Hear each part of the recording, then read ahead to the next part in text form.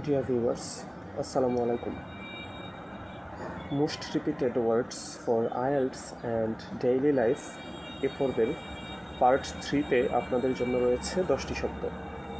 Our first word is money. মানি শব্দের বাংলা অর্থ টাকা কিংবা অর্থ। টাকা বলা যাবে, অর্থ বলা যাবে।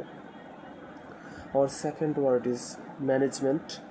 ম্যানেজমেন্ট শব্দের বাংলা অর্থ হচ্ছে পরিচালনা, ব্যবস্থাপনা।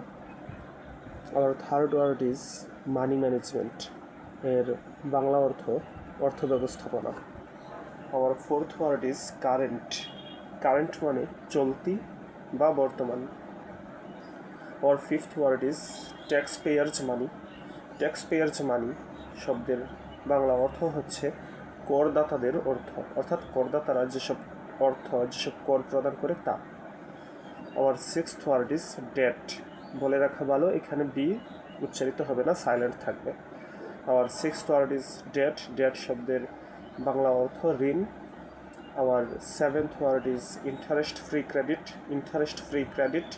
ইন্টারেস্ট ফ্রি ক্রেডিট শব্দের বাংলা অর্থ সুদমুক্ত ঋণ। আবার এইটথ ওয়ার্ড ইজ পারচেজ।